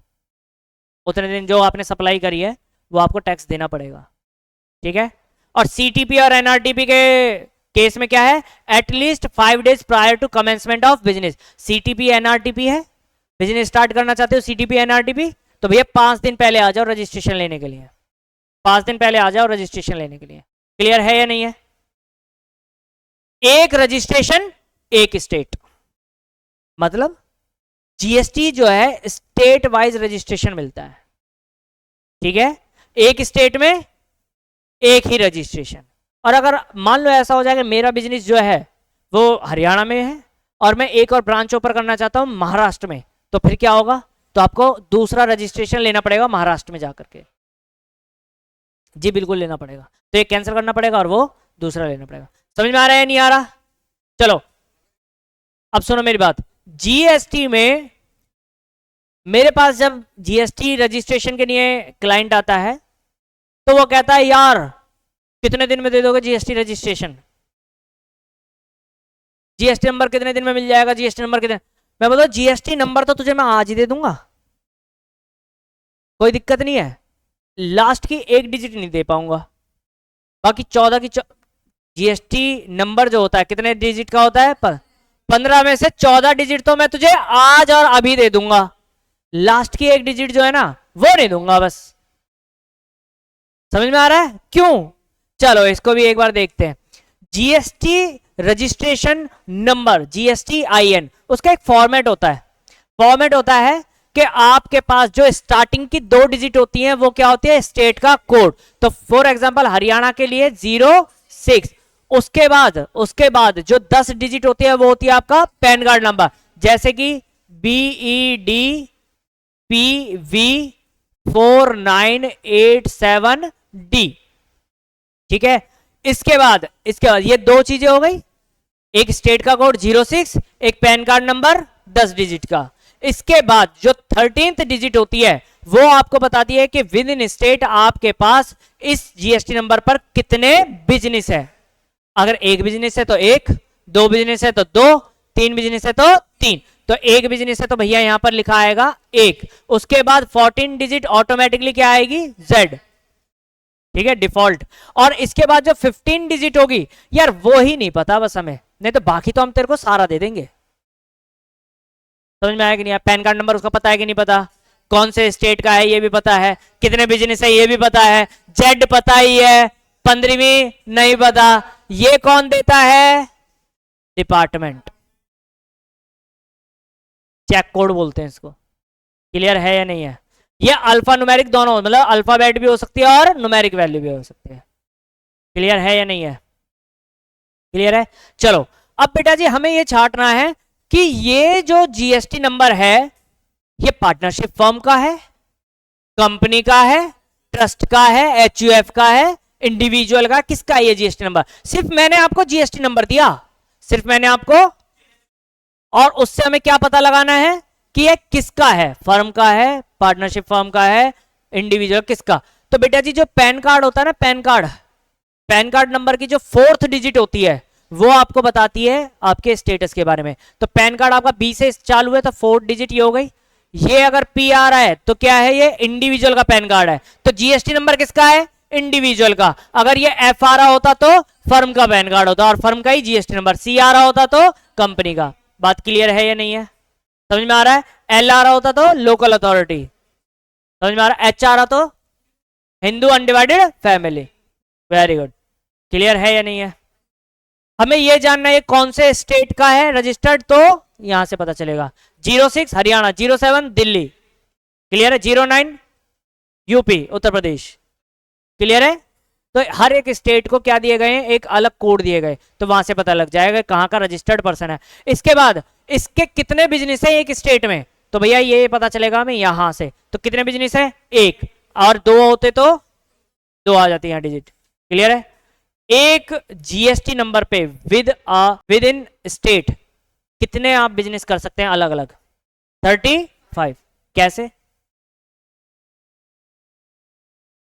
क्योंकि एक से लेकर के 9 बिजनेस तक अगर आप कहें तो यहां न्यूमेरिकल वैल्यूज आएंगी 1 2 3 4 5 6 7 8 9, और जैसे ही 10वां बिजनेस होगा तो A B C D E ऐसे करके जेड तक जाएगा। तो कुल मिला के कितने बिजनेस हो गए? 26 और 9 35। तो आप एक पैन कार्ड पे एक स्टेट के अंदर 35 बिजनेसेस अलग अलग कर सकते हो। लेकिन अगर आपको मान लो ये आपका एक बिजनेस है और आप एक ब्रांच और ओपन करना चाहते हैं दिल्ली के अंदर, तो क्या इस पर चल जाएगा? तो आपको दूसरा रजिस्ट्रेशन लेना पड़ेगा। बात समझ में आई या नहीं आई? उसके अंदर ज्यादातर डिजिट मैं बता सकता हूं क्या होंगी। पैन कार्ड नंबर सेम रहेगा, है या नहीं है? 06 की जगह 0, जेड सेम रहेगा, और जो लास्ट की 15 डिजिट है वो भी अलग हो सकती है। क्लियर है या नहीं है? समझ में आ रहा है यहां तक? कोई डाउट? ये आपका जीएसटी रजिस्ट्रेशन डन।